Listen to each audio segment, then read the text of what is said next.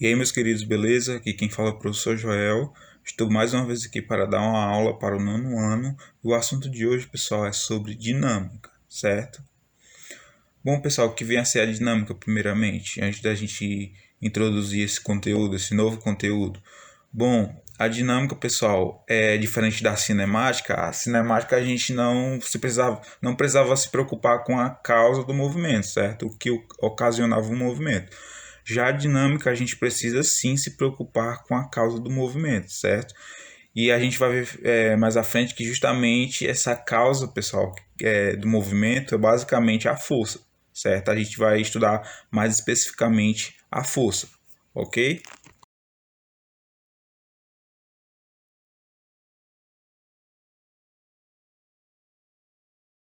Bom, pessoal, vamos começar o nosso estudo fazendo algumas perguntas básicas, né? Algumas perguntas curiosas mesmo.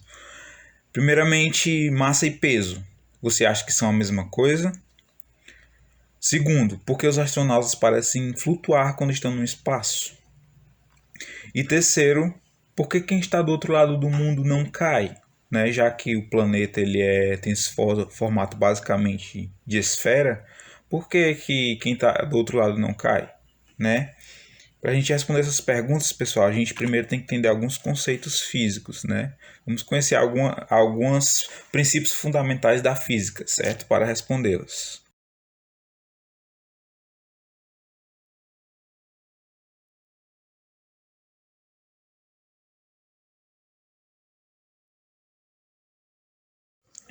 Bom, pessoal, e o que de fato as balanças medem? Elas medem peso ou medem massa? Bom, quando a gente sobe numa balança, nós costumamos falar que nós vamos nos pesar. Só que por definição, pessoal, as balanças elas medem massa e não peso. Então vamos pensar um pouco. Não seria correto nós falarmos vamos nos massar em vez de vamos nos pesar? Bom, pessoal, primeiramente, essa frase vamos nos pesar, ela se tornou uma questão cultural, né? E na linguagem cotidiana, essa frase ela não tem nenhuma relevância, certo? Vamos nos pesar no lugar de vamos nos massar, ok? Porque por mais que nós falemos vamos nos pesar, mas quem escuta essa frase já entende que nós estamos querendo fazer uma medição de massa em uma balança, ok? Já é uma questão cultural, certo? Por mais que a frase esteja errada de maneira fisicamente, né? Mas devido à questão cultural e tudo, já se tornou senso comum essa frase para a questão da medição de massa, ok? E nós temos, pessoal, vários tipos de balança, certo? Com diferentes mecanismos para medição de massa, ok? Nós temos balança digital, nós temos balança de comparação de matéria, nós temos balanças de distorção de mola, né? Através da gravidade. Nós temos vários tipos de balança, ok? Para realizar uma mesma medida de massa, ok? Bom, pessoal, antes da gente entender mais a fundo sobre peso, sobre massa, certo? Sobre comprimento, nós temos que entender basicamente que tudo isso se trata de grandeza física, ok? Que é basicamente a definição de grandeza física para o nosso estudo, certo? Que é tudo aquilo que pode ser medido, ok? Tudo na natureza que pode ser medido é chamado de grandeza física. Seja um comprimento, né, uma medida de espaço, que é o comprimento, seja a medida de matéria, que basicamente é a massa, seja uma medida de tempo, ok? Tudo isso se trata de grandeza física, ok? Bom, pessoal, e como eu havia falado na aula de cinemática, nós temos uma instituição padronizadora de medidas que é o Sistema Internacional das Unidades, certo? Que ele padroniza justamente as medidas das grandezas físicas fundamentais, certo? Para o SI, pessoal, o Sistema Internacional das Unidades, com relação ao comprimento, grandeza de comprimento, nós temos a unidade metro e o símbolo é o M minúsculo, certo? Para a grandeza tempo, nós temos a unidade de medida o segundo e o símbolo é o SEG, SEG, ok? Para a grandeza massa, nós temos a unidade padrão quilograma e o símbolo kg, minúsculo. Para a grandeza carga elétrica, nós temos a unidade coulomb e o símbolo C maiúsculo. Para a grandeza temperatura, nós temos a unidade Kelvin e o símbolo K maiúsculo. E para a grandeza quantidade de substância, nós temos a unidade mol e o símbolo M maiúsculo. As grandezas físicas fundamentais, elas estão basicamente divididas em dois grupos, que são o grupo das grandezas físicas escalares e o grupo das grandezas físicas vetoriais. Vamos falar primeiramente das grandezas físicas escalares. Elas são grandezas físicas definidas basicamente por um número e por uma unidade de medida. Esse número a gente chama de módulo, que representa basicamente a intensidade dessa grandeza física escalar, ok? E a unidade de medida que representa a medida adotada pelo Sistema Internacional das Unidades para essa grandeza, certo? Bom, como exemplos de grandezas físicas escalares, nós temos a massa, a distância e o tempo. A massa, por exemplo, a sua unidade de medida padrão para o SI é o quilograma, né, o kg. Para a distância, nós temos como unidade de medida o metro, m minúsculo. E para o tempo, nós temos como unidade de medida o segundo, que é o seg, como a gente viu na tabela anterior, ok? E o outro grupo é o grupo das grandezas físicas vetoriais. E esse grupo é basicamente definido por um número também, assim como as grandezas físicas escalares. Esse número representa a intensidade, que é o módulo dessa grandeza, certo? E além da unidade de medida adotada pelo SI, essa grandeza também ela é dotada de direção e sentido de aplicação. Para esse grupo, nós temos como exemplos a força, o deslocamento e a velocidade, ok? A força ela tem um determinado valor, que representa o módulo, e ela é representada por um vetor, ok? Que tem uma direção e tem um sentido de aplicação. Da mesma forma, o deslocamento e a velocidade. Eles têm, além do número que o representa, da intensidade que o representa, eles têm também a unidade de medida adotada pelo SI, uma direção e um sentido de aplicação, representados por um vetor, ok? Ah, professor, mas o que seria vetor? Quando você ouvir essa palavra, pessoal, basicamente imagine uma flecha, certo? É uma flecha que tem um determinado tamanho, que está em um determinado sentido e que tem uma determinada direção, ok? Isso é um vetor. É justamente a linguagem matemática que representa a grandeza física vetorial, certo? Nós temos essa pequena seta, essa flecha, né, que tem uma origem, ok? Ela tem uma certa origem. O seu tamanho representa justamente o módulo, justamente representa o valor numérico, a intensidade dessa grandeza. E a extremidade, né, que é a ponta dessa seta. Vamos comparar dois vetores que aparentemente são iguais.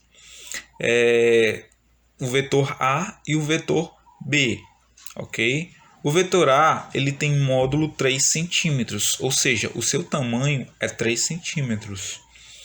Ele tem uma direção vertical e o sentido, se a gente for levar em consideração como um referencial, né, lembrando o referencial, a rosa dos ventos, né, que indica as direções norte, sul, leste, oeste, né, em um mapa, nós vamos observar que esse vetor A ele está no sentido norte, se a gente considerar o norte para cima, ok?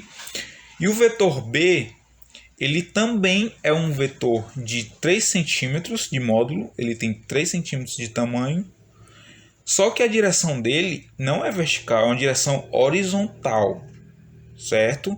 E também se a gente for levar em consideração a roda dos ventos, nós temos que, se o norte é para cima, o leste seria para a direita, como o vetor B está apontando, ok? Bom, pessoal, tome muito cuidado quando os vetores eles tiverem o mesmo tamanho e forem representados pela mesma cor. Eles aparentemente são iguais, certo?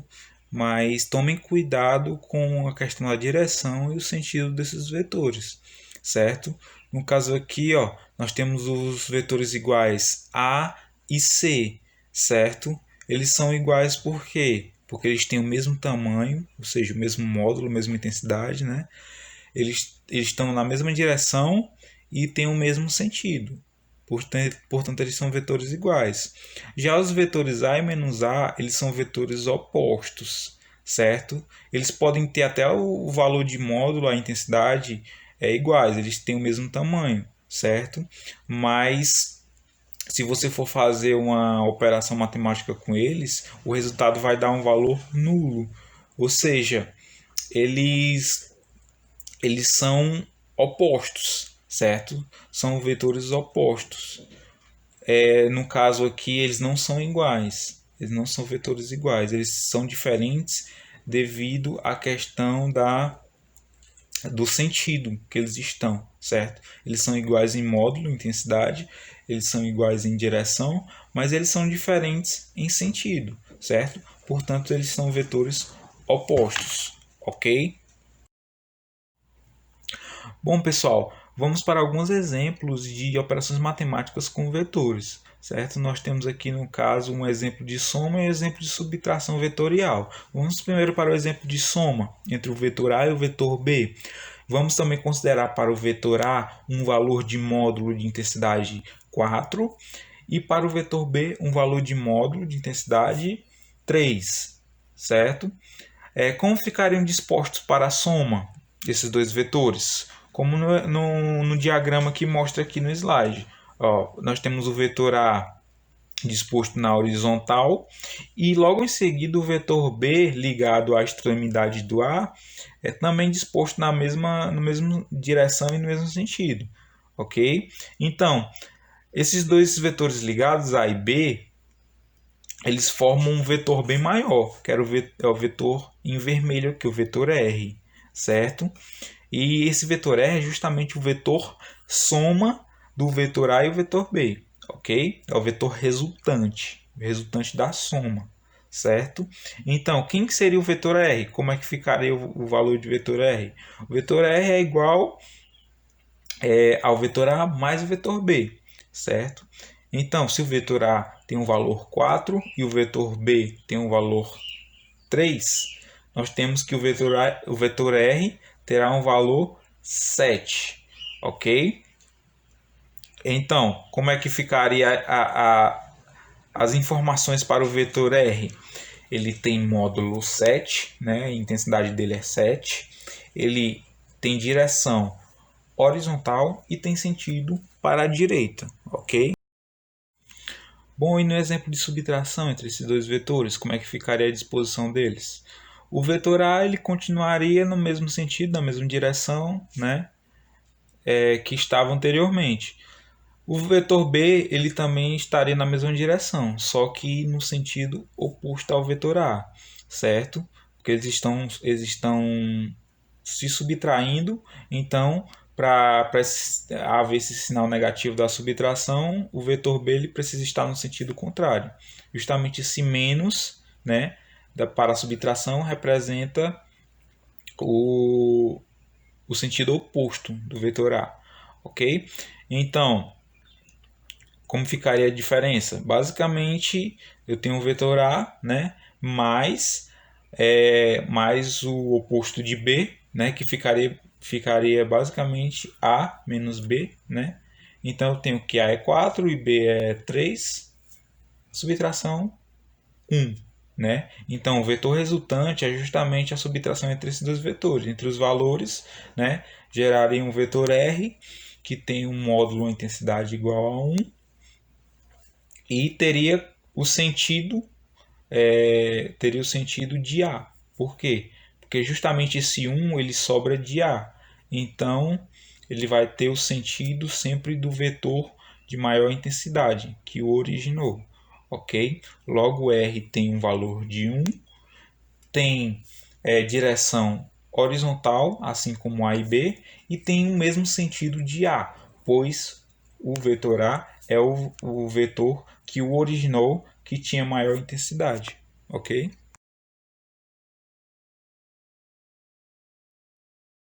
Bom, pessoal, agora vamos falar daquilo que eu costumo dizer que é a alma da dinâmica, certo? Que é a força, justamente o agente que produz o movimento, certo? Ele produz a aceleração ou a deformação de um determinado corpo. Então, ela é uma grandeza física derivada, pessoal. Ela não é uma grandeza física fundamental, certo? Ela deriva de outras grandezas, como massa e aceleração. Ok? E nós temos alguns exemplos aqui de aplicação dessa grandeza física, né? Seja na impulsão de uma bola em uma partida de beisebol, certo? Através do taco, né? Pelo batedor. Nós temos exemplo de força de atrito também no pouso de uma aeronave, certo? Tanto a força de atrito ocasionada pela pista para parar o movimento dessa aeronave, quanto a força de atrito também com o mesmo objetivo, através desse paraquedas, né? A força de atrito do ar, ok? Com o objetivo de parar o movimento da aeronave, certo? E uma força de deformação, né? Numa colisão de um carro em uma árvore, nós temos um exemplo de força também, certo? Provocando uma deformação no corpo, ok?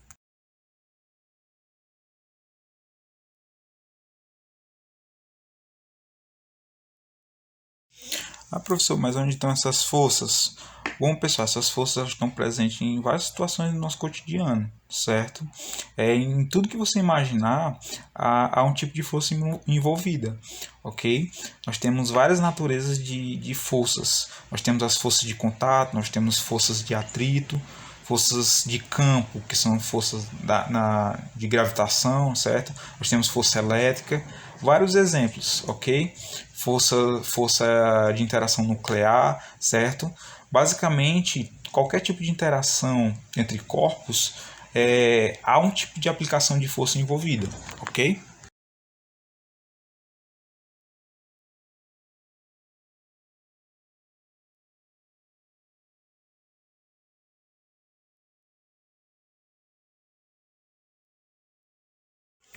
Ah, pessoal, o que seria força resultante? A força resultante é justamente a principal força que vai originar o movimento ou a deformação naquele determinado corpo, certo? No caso aqui, para um conjunto de duas forças, né, aplicadas para o mesmo sentido, nós temos a força 1 e a força 2 aplicada em um determinado corpo no mesmo sentido, a força resultante é basicamente a soma dessas duas forças, né, e ela terá a mesma direção e o mesmo sentido de aplicação dessas forças, ok?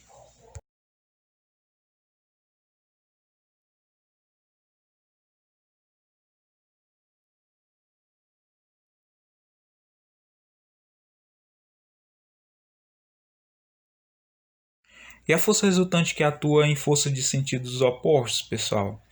Eu tenho duas forças no sentido contrário atuando no corpo. Qual seria a força resultante? Como a gente viu no exemplo dos vetores, pessoal, quando os vetores estão em sentidos opostos, nós temos uma diferença de vetores, né?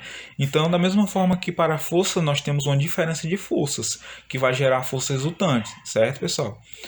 E o sentido dessa força resultante vai estar no mesmo sentido da maior força que está em atuação no corpo, certo?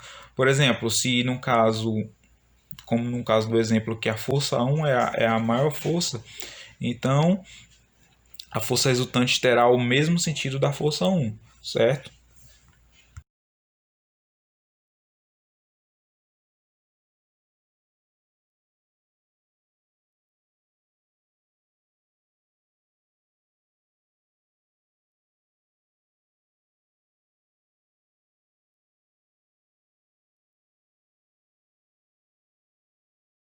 E no terceiro caso aqui, pessoal, quando as forças elas estão em atuação de maneira perpendicular, ou seja, formando um ângulo de 90 graus, como é que se calcula? essa força resultante? Justamente através do auxílio da matemática você usa o teorema de Pitágoras, certo? Você calcula a intensidade dessa força resultante usando aquela regrinha, né? Que a força resultante ao quadrado é igual a força 1 ao quadrado mais a força 2 ao quadrado, certo? E como é que você descobre o sentido dessa força resultante? O sentido é justamente determinado pela chamada regra do polígono, certo? Que você procura montar um pequeno triângulo retângulo com essas duas forças, certo? E você faz coincidir a origem da força resultante com a origem das forças e a extremidade da força resultante com a extremidade da outra força, certo? Fazendo dessa forma o sentido da força resultante, ok? E fechando esse triângulo retângulo aqui. Bom, pessoal, essa foi a parte introdutória da dinâmica para o nono ano. Então, até a próxima aula e valeu!